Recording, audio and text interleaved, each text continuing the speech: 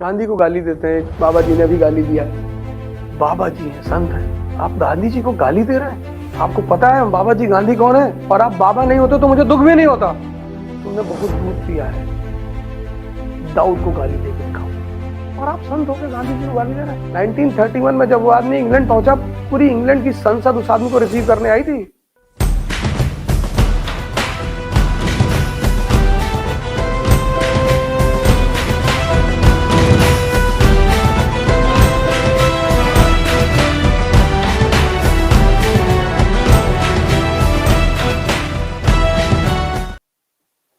ये जो तुम यूपी में लड़ाई देख रहे हो ना, ये ठेकेदारों की लड़ाई है, जाति की लड़ाई नहीं है।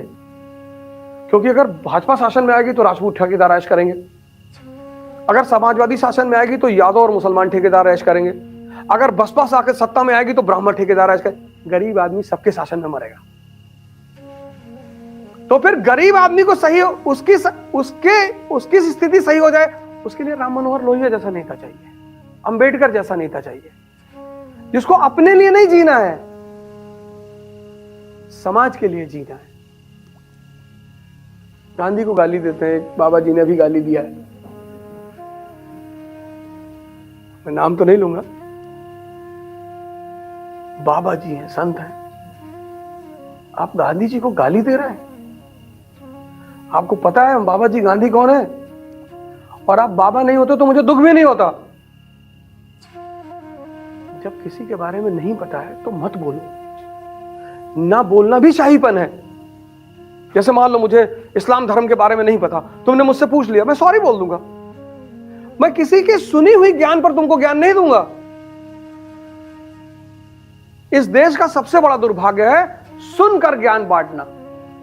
सुनकर एक भाई साहब हमसे कहे कि औरंगजेबुआ जो है, औरंगजेबुआ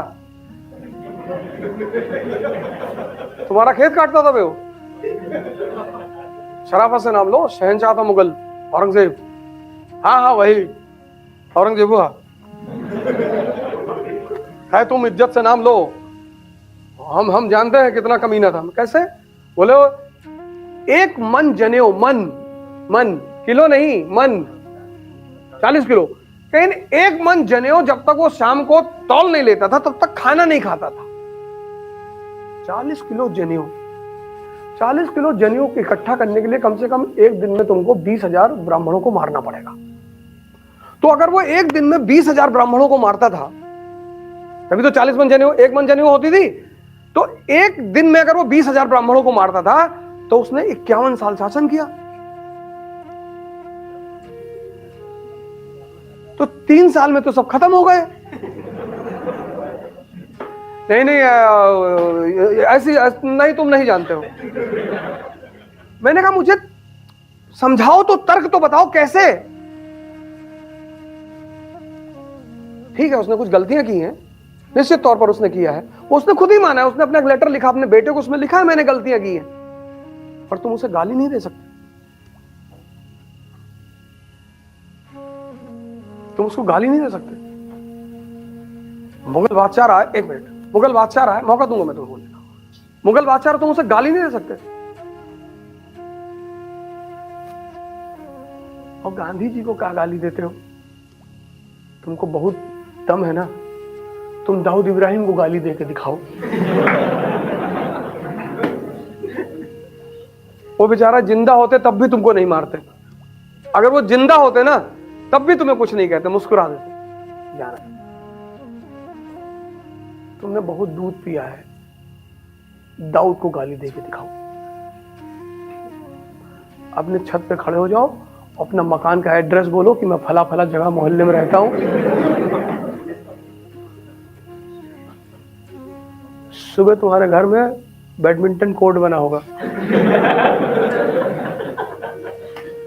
भैया यहाँ तिवारी जी, नहीं कोई नहीं रहता था यहाँ, 10 साल से तो बैडमिंटन हम ही लोग खेलते हैं।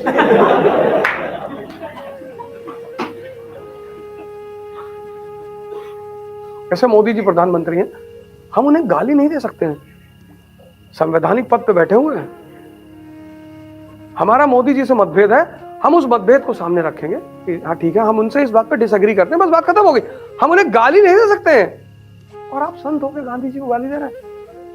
1931 में जब वो आदमी इंग्लैंड पहुंचा, पूरी इंग्लैंड की संसद उस आदमी को रिसीव करने आई थी। और तुम जाओगे ना तो किसी अंग्रेज का कुत्ता भी ना आएगा।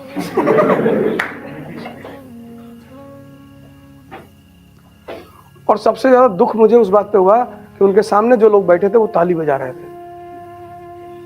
उठ के बाबा जी को निकाल के 50 तो मार देना चाहिए तुरंत, कि जब तुमको इतना तुम्हें मतभेद हो सकता है किसी से, पर तुम उसको गाली नहीं दे सकते।